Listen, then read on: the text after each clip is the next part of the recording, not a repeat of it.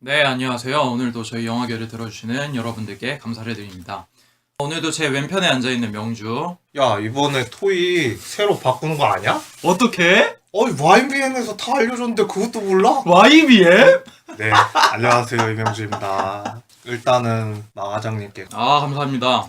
그래도 기억을 해주고 그렇게 해준 거에 대해서 너무 감사하다고. 특히나 스미스 군이 얘기한 거랑 제가 얘기한 미래를 너무 내다보지 않았나? 그게 좀 감명이 깊었었다고 그렇게 얘기를 해주셨습니다. 제가 플롯이었는데 네. 다루기 어려운 감독이랑 배우라서 나름 열심히 준비했던 화인데 이렇게 좋게 말씀해 주셔서 너무나도 감사드립니다. 그래서 팟을 무려 500개 깜짝 놀랐어. 정말 감사드립니다. 서버 연장의 꿈을 실현했죠. 예, 저희가 서버 연장의 꿈을 실현했습니다. 감사합니다. 저희가 몇 달 더 버티게 됐어요. 앞으로 YBM 광고 좀 더 해드리도록 하겠습니다. 한 달 내내 해야죠. 예. 그리고 제 오른편에 앉아있는 스미스. 네, 안녕하세요. 그리고 저 허효식입니다. 자, 오늘 저희가 다룰 영화 오랜만에 애니메이션으로 돌아왔습니다. 예. 주토피아입니다. 예. 네. 선정 이유는 일단 셋이서 상의를 해봤는데 제가 지금 상영 중인 영화를 봐도 썩 그렇게 다룰 만한 작품이 없었다고 생각을 했거든요. 네. 그리고 역주행 아닌 역주행을 하고 있는 이 영화가 과연 어떤 재미와 의미들이 있길래 뜨고 있는 것인가 한번 이야기해보는 시간을 가졌으면 좋겠다라고 생각을 해서 제가 선정을 하게 됐고요. 주토피아 뜻이 뭐죠, 제목? 일단 동물원을 상징하는 영어 단어 주랑 유토피아의 합성어인데 동물들이 살아가는 주거 도시 그런 표현이라고 할 수 있겠고요. 광고만 봐도 아는 게 동물들이 인간처럼 살아가는 모습들을 많이 보여주거든요. 그래서 저는 제목에 대해서는 참 부합되지 않았나 그런 생각을 좀 가져봐요. 제가 알기로 유럽에서는 네. 주트로폴리스? 뭐 이렇게 개봉했다고 하더라고요. 네. 일단 흥행부터 이야기를 좀 해야 될 것 같아요. 역주행이나. 네. 세계에서는 6억 3천만 달러, 그리고 북미에서 2억 1천만 달러의 수익을 올리면서 7억 달러를 향해 달려가고 있는데 네. 세계 각지를 살펴보면은 가장 많이 본 곳이 일단 중국이죠. 중국에서 1억 7천만 달러의 수익을 냈고 한국에서 18만 달러 정도, 멕시코에서 15만 달러 정도, 그리고 이탈리아에서 12만 달러, 프랑스에서 26만 달러, 독일에서 17만 달러, 러시아에서 26만 달러.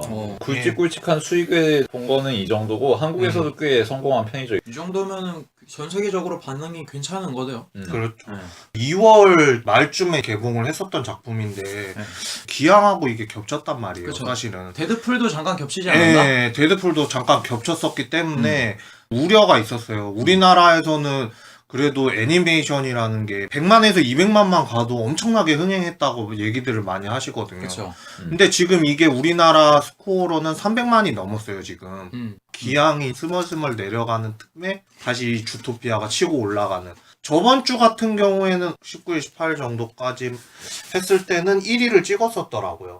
지금은 그 배트맨 대 슈퍼맨 때문에 5위까지 추락한 걸로 알고는 있는데, 그래도 이게 자막이라든가 더빙이 너무 호평을 받으니까 계속 흥행하는 것 같아요. 그러니까 이게 초반에 데드풀하고 귀향에 밀릴 수밖에 없었던 게 마케팅이 그렇게 활발하지가 않았더라고. 귀향 같은 경우에는 이슈도 됐고 데드풀 같은 경우에는 워낙 마케팅을 많이 때렸으니까 예.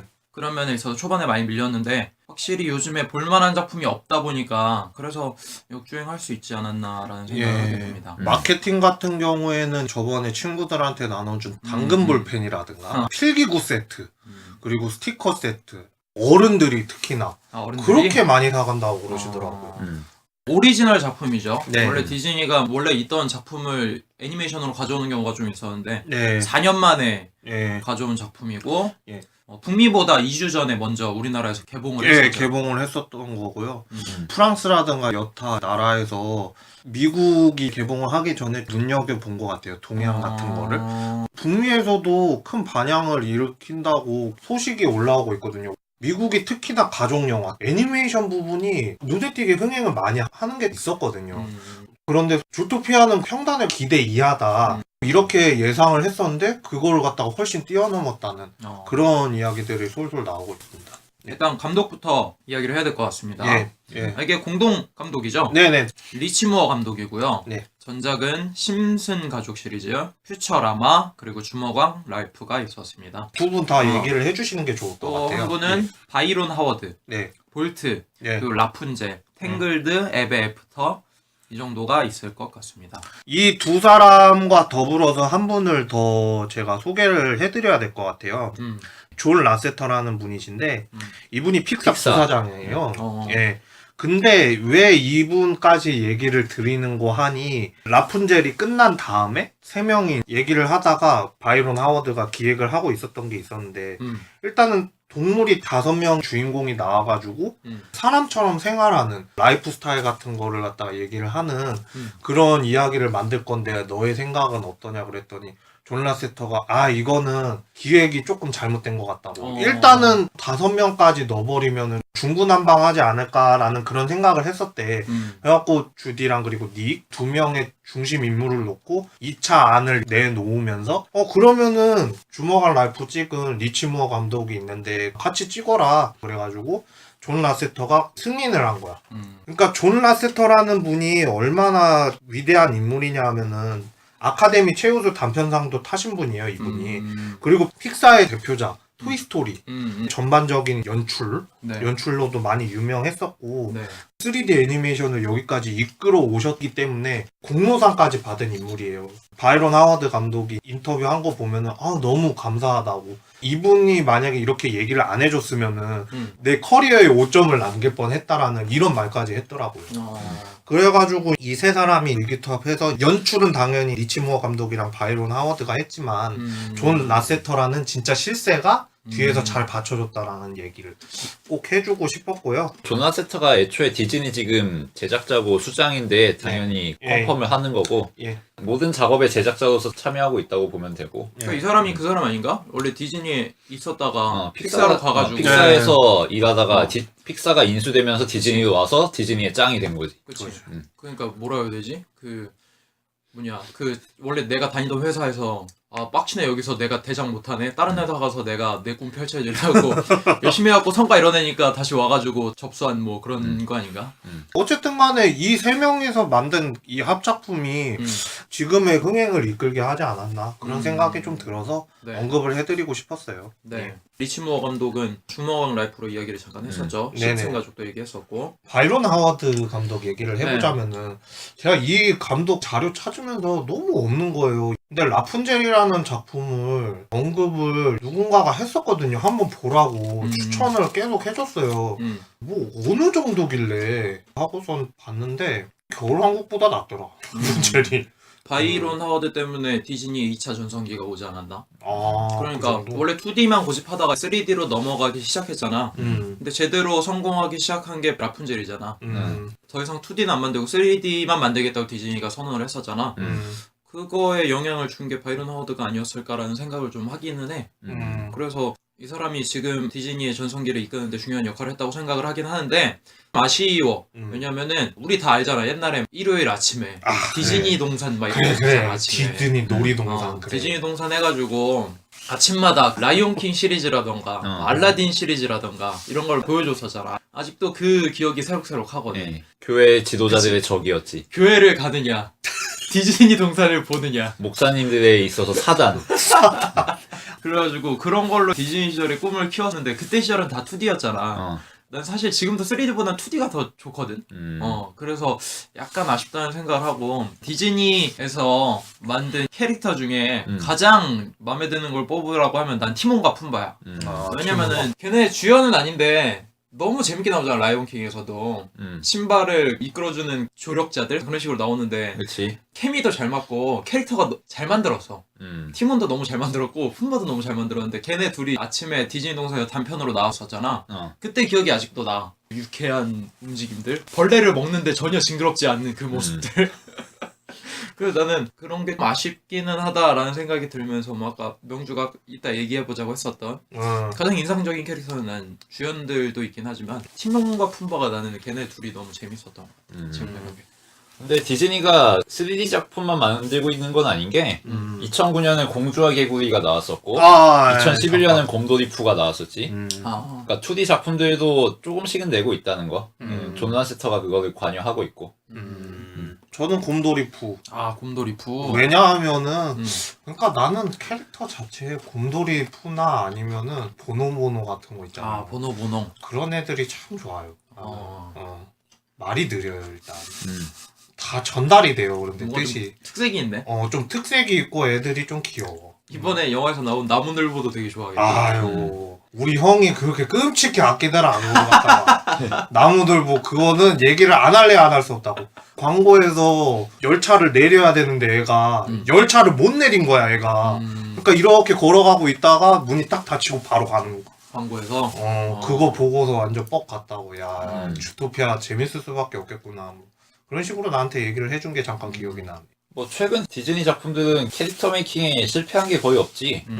라푼젤 머리카락 길이 그거 얼마나 소재를 잘 활용했어. 맞아. 그리고 주먹화가 날프. 날프도 날프지만 바넬로피가 짱짱하지. 이거는. 네. 그리고 겨울왕국. 엘사 안나도 그냥 그치. 전 세계를 씹어 먹었잖아. 어. 역대 최초로 한 작품에서 2명이 디즈니 프린세스로 들어가지 않겠느냐 뭐 이런 관측도 나오고 있을 정도로 디즈니 역사상 최고의 캐릭터로 꼽히고 있는 실정이고 츄토피아도 캐릭터 메이킹 이번에 성공적이라는 평 듣고 있고 하나도 빼놓을 게 없어서 인사이드 아웃이 저번에 얘기했을 때는 캐릭터에 너무 특징이 없다, 이쁘지가 않다 그런 얘기를 하다가 이번만큼은 보면서 좀 더 아름다운 거, 이쁜 거, 멋있는 거 그것 때문에 또 더 찾지 않았나 그런 생각도 좀 들더라고 이번에 보면서. 감독 이야기는 이 정도로 넘어가도록 하고 네. 성우 이야기를 좀 해야 될 것 같아요. 네. 일단 주디 홉스 역할을 맡은 지니퍼 굿윈입니다. 네. 전작으로는 에드, 모나리자 스마일, 내 생애 최고의 데이트, 앙코르, 빅 러브, 그는 당신에게 반하지 않았다, 러브 앤 프렌드, 팅커벨 6. 이번 작품에서 제가 왜 이 배우들을 넣었냐면은 이 배우들이 면면이 캐릭터랑 비슷한 것 같아가지고 실사의 인물들을 한번 보는 것도 색다른 재미가 되지 않을까 해서 적어놨고요. 일단은 굿인 같은 경우에는 모나리자 스마일이라든가 앙코르, 컨츄리 음악 리즈 위더스푼 나오고 호아킨 피닉스랑 같이 나오는 그거를 갖다가 추천을 많이 해줬었는데 조연으로 나왔었고요. 모나리자 스마일 같은 경우에는 줄리아 로버츠라든가 걸출한 여배우들 틈 사이에 껴가지고 뒷받침해주는 역할로 많이 나왔었다가 이번에 팅커벨이라는 애니메이션에서는 또 주연을 맡았거든요. 근데 그 목소리 자체가 참 주디 홉스라는 인물에 부합이 됐다고 생각을 해서 적어놨는데 대표작들 보면은 또 소녀 감성이라든가 그런 게 많이 묻어나오는 게 있거든요, 사실은. 그래가지고 혹시 굿인의 작품을 한번 보고 싶으시다면은 참고해서 보셔도 괜찮지 않을까 그런 생각에서 적어봤습니다. 한국 성우는 전혜린이라고 하고 대표작으로는 치즈 인더 트랩의 백이나를 맡았었고 명탐정 코난에서 식스맨 같은 역할, 베르사유의 장미 이거 재더빙판에서도 다양한 역할들 자기가 혼자 하는 뭐 이런. 그러면은 제야에 묻혀있다가 오디션을 봐서 인정을 받아갖고 떠오른 케이스가 될 수 있겠다는 생각이 드는데 디즈니는 원래 오디션을 시작하잖아. 그렇죠. 근데 어쨌든 간에 그 한국어 더빙판으로 들으시는 분들이 목소리가 주디에 딱 맞는다고 그런 얘기들 많이 하시더라고요. 어울렸으니까 더빙판도 많이 사랑을 받고 있는 거 아닌가 그런 생각이 드네요. 네, 다음 배우는 닉 와일드 역할을 맡은 제이슨 베이트만. 네. 전작으로는 아빠는 멋쟁이, 살인 본능, 어레스티드 디벨롭먼트, 브레이크업 이별 후에, 주노, 행콕, 스테이트 오브 플레이, 인디에어, 황당한 외계인 폴, 체인지업, 스트레스를 부르는 그 이름 직장 상사, 디스커넥트, 더 기프트 등에 나왔었습니다. 이분은 인상이 제가 봤을 때는 악역상이긴 한데 황당한 외계인 폴이라든가 그 스트레스를 부르는 직장 상사 거기에서 보면은 코믹하게 나왔었거든요. 근데 이분이 이번에 닉 와일드라는 역할을 맡으면서도 처음에는 고사를 했대요. 아, 내가 무슨 이렇게 난 느끼하지 않다 뭐 그렇게 했는데 녹음 한번 하고 나니까 제작자가 별로 터치를 안 했다는. 딱 맞는데요? 뭘 그렇게 내빼고 그래? 뭐 이런 식으로 얘기를 했었다는 후문이 그렇게 있었다고 그러고요. 한국판 더빙은 정재현이 맡았고 네. 이분은 그 CSI로 유명하죠. 그 에릭 델포. 쿠바인이고 그 수영 해가지고 네. 수중 탐사하는 그 역할 맡았던 경찰이었고 네. 그리고 너에게 닿기를 해서 남자 주인공 역할을 해서 꽤 유명하고 애니메이션. 밴드 오브 브라더스에도 나온 적 있고 경력이 꽤 되시는 분이네. 그리고 한국판 더빙을 맡았던 지금 언급드렸던 두 분께서 특별히 시간을 할애해가지고 한 회차 특별 상영회를 했었어요. 더빙판을 다 하고 그 다음에 관객들한테 주문을 받은 거죠. 뭐 이런 거 해줬으면 좋겠다. 그래갖고 뭐 끝부분에 대한 이야기를 갖다가 좀 더 해줬으면 좋겠다. 닉과 주디에 대한 이야기. 대사를 또 관객들 중에서 심혈을 기울여서 만들어갖고 그대로 읊어주기도 하고 그리고 뒷이야기라든가 그런 거를 좀 해줬다고 그러네요. 관객들한테는 좋은 시간이었을 것 같아요. 아 그리고 게임 쪽에서 활동한 게 좀 있는데 디아블로 3에서는 임페리우스였고 그리고 와우에서는 블러드 엘프 역할도 맡고 교도관 역할도 맡고 교수 역할도 맡고 굉장히 다양한 역할을 했고 스타크래프트 2에서는 공성전차 역할. 네, 블리자드 게임에 많이 나왔네. 기억난다 그 목소리. 그 다음 배우는 네. 보고서장 역을 맡았던 네. 이드리스 엘바. 네. 전작은 울트라 바이올렛, 아메리칸 갱스터, 28주 후, 토르 시리즈, 프로메테우스, 퍼시픽 림, 더 건맨, 비스트 오브 노 네이션. 이 배우는 제가 적은 이유가 네. 일단은 첫 번째는 보고서장 역할을 맡기도 했지만 이분이 떠오르는 흑인 배우로 많이 거론이 되고 있어요. 그리고 두 번째로는 007 차기 본드로 지금 흑인 배우 중에 이분이 될 가능성이 많이 높다고 그래요. 최초 아닌가? 흑인 007? 그렇죠. 흑인 007은 또 최초기 때문에 이분이 그렇게 많이 거론이 되시더라고요. 다부진 체격의 근육질 몸에 시원시원하게 생기셨거든요. 또 얼굴이. 그런데 또 보고서장하고 또 매치를 해보니까 또 얼핏 또 비슷한 것 같기도 해요. 그치. 그 목소리라든가 그런 게. 어마어마하다 덩치. 그래서 야 어떻게 저렇게 딱 맞춤 캐스팅을 했지? 그런 생각이 좀 들어서. 다음 배우는 듀크 웨셀턴 역을 맡은 네, 알란 터딕. 네. 전작으로는 기사 윌리엄, 아이스 에이지 시리즈, 주먹왕 랄프, 겨울왕국, 빅히어로, 첫 경험만 8번째, 굿다이노, 트럼보 등에 나왔습니다. 중요한 작품 많이 나왔었네요. 네, 중요한 작품도 많이 나왔었고요. 이번에 나왔었던 트럼보 같은 경우에는 공산주의 작가들 중에 한 명으로 나왔었거든요. 조연으로 나왔었고요. 그리고 이분을 왜 언급을 해드리냐 하면은 겨울왕국에도 나왔어요. 왕자 역할 맡았었던 그분이 이분입니다. 노래도 이 사람이 부른 거야? 그렇죠. 그분이 그래? 이분입니다. 캐릭터 자체가 쪽제비거든. 불법 DVD 팔고 그랬었던 마지막에 잠깐 잡혀가기도 했었죠. 그 역할로 나왔다고 그래가지고 의외네 이 사람이 이런 것도 맡았네? 그러고선 생각을 해봤는데 근데 그 마지막에 필모그래피 얘기한 거 보면은 굿다이노라든지 아니면 다른 여타 작품에서 더빙도 많이 맡으셨구나 그런 거를 좀 느끼실 수 있을 것 같아서 그때 왕자 목소리랑 여기에서의 그 쪽제비 목소리 생각하면은 굉장히 다른데? 예, 저도 많이 놀랬어요. 그래가지고 이 사람이었나? 그랬을 정도로 목소리 폭이 넓네. 네. 다음 배우는 시장 라이언 허트 역을 맡은 J.K. 시몬스. 네. J.K. 시몬스는 뭐 워낙에 유명하네요. 네, 이미 다 넣었죠. 리플래시에서 일단 많이 얘기를 했었죠. 네. 카메오 출연 격으로 나온 것 같아요. 제 생각에는. 라이언하트 그 시장이 나오는 씬이 주디 홉스한테 배지를 달아준다거나 뭐 그럴 때만 잠깐 나왔을 뿐이지. 네. 하여튼간에 그런데 어떻게 보면은 진짜 사자 같기는 사자 같은 사람인데 그 얼굴 생김새라든가 그 스타일이 그런 게 많이 나와서 그랬을지 몰라도 목소리가 매치가 되는 것 같아서 그 최근에 저스티스 리그에 합류했지. 예 맞아요. 몰라요. 그래서 고든 경감. 모든 경가. 네. 그래서 위플래시의 플래처 교수처럼 배트맨을 패버리는 게 아닌가 고든이. 또 그리고 한 가지 있는 게 스파이더맨에서 그렇죠. 스파이더맨에서 편집장으로 나왔는데 마블을 배신한 게 아니냐 DC로 갈아타는 거 아니냐 뭐 그런 소리도 많이 했었죠. 마블에서 근데 뭐- 제의를 안 한 거 아니야? 근데 뭐 스파이더맨은 영화 자체는 소니 거니까 뭐 딱히 뭐. 그리고 네. 네. 라이언 하트 시장의 한국 더빙은 김기현이 했어. 어떤 작품 하셨죠? 제가 잘 몰라서 그러는데. 유명하신 분 아니야? 내가 전차를 끌고 가서 너희들 머리통을 다 날려버리겠어 이거 아니야. 그래요? 굵고 낮고 그런 제가 목소리 하면 그런 목소리 하면 이제 바로 떠오르는 혼돈 파괴 망각. 슬레이어즈 볼 때도 굉장히 재밌는 목소리 많이 내주셨고 카우보이 비밥에서 제트였고. 그 옛날에 결혼식에서 제가 갔는데 그분 주례하시더라고요. 평소 목소리도 똑같더라고요.